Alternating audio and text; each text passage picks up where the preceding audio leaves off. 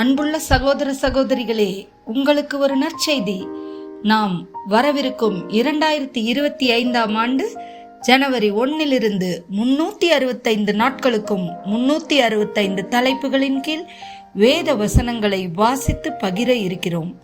நீங்கள் இதை அனுதினமும் கேட்டு தியானித்து ஆசீர்வாதத்தை பெற்றுக்கொள்ளுமாறு கேட்டுக்கொள்கிறோம். அது மட்டுமல்ல, இதை சப்ஸ்கிரைப் செய்து உங்கள் நண்பர்களிடமும் பகிர்ந்து கொள்ளுமாறு அன்புடன் கேட்டுக்கொள்கிறோம். நன்றி.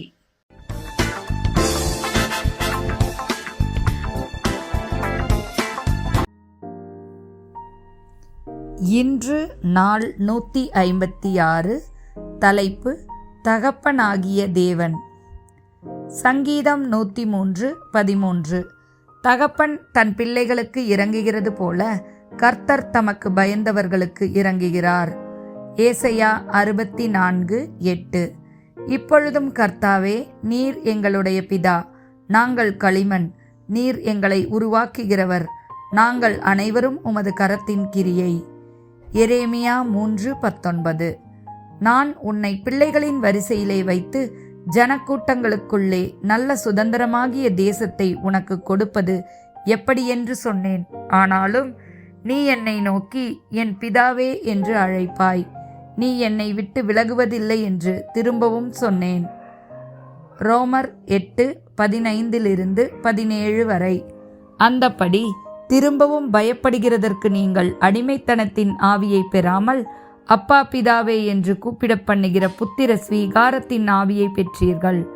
நாம் தேவனுடைய பிள்ளைகளாய் இருக்கிறோம் என்று ஆவியானவர் தாமே நம்முடைய ஆவியுடனே கூட சாட்சி கொடுக்கிறார்.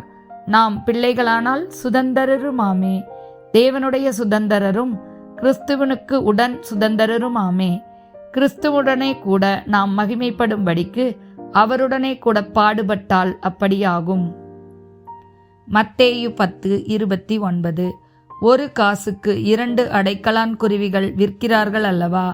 ஆயினும் உங்கள் பிதாவின் சித்தமில்லாமல் அவைகளில் ஒன்றாகிலும் தரையில் விழாது. லூக்கா 11:11-13 வரை. உங்களில் தகப்பனாய் இருக்கிற ஒருவனிடத்தில் மகன் அப்பம் கேட்டால் அவனுக்கு கல்லை கொடுப்பானோ? மீனை கேட்டால் மீனுக்கு பதிலாய் பாம்பை கொடுப்பானோ? அல்லது முட்டையை கேட்டால் அவனுக்கு தேலை கொடுப்பானோ?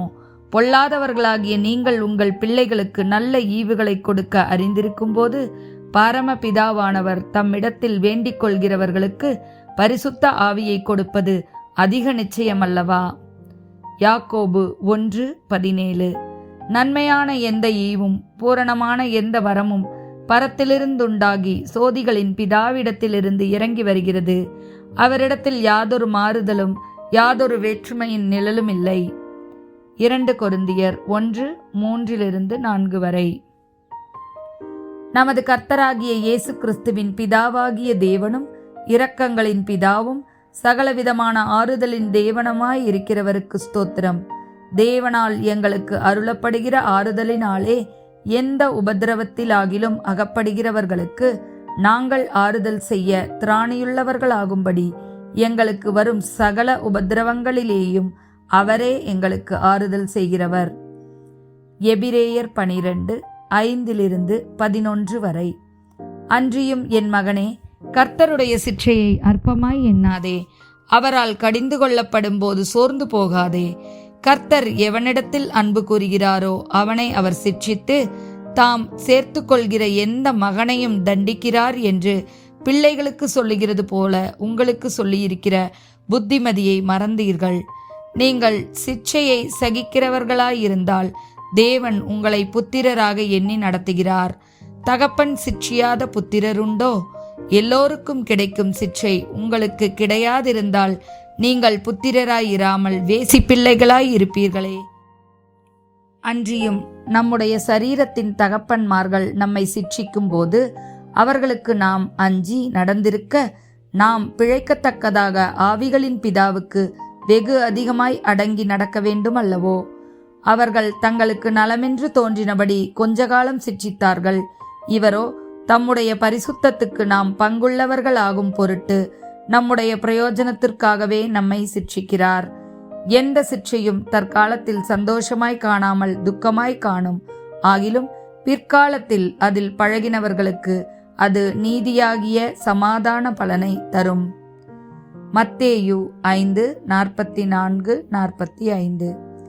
நான் உங்களுக்கு சொல்லுகிறேன், உங்கள் சத்துருக்களை சிநேகியுங்கள், உங்களை சபிக்கிறவர்களை ஆசீர்வதியுங்கள், உங்களை பகைக்கிறவர்களுக்கு நன்மை செய்யுங்கள், உங்களை நிந்திக்கிறவர்களுக்காகவும் உங்களை துன்பப்படுத்துகிறவர்களுக்காகவும் ஜெபம் பண்ணுங்கள். இப்படி செய்வதனால் நீங்கள் பரலோகத்தில் இருக்கிற உங்கள் பரமபிதாவுக்கு புத்திரராய் இருப்பீர்கள். அவர் தீயோர் மேலும் நல்லோர் மேலும் தமது சூரியனை உதிக்க பண்ணி நீதியுள்ளவர்கள் மேலும் அநீதியுள்ளவர்கள் மேலும் மழையை பெய்ய பண்ணுகிறார்.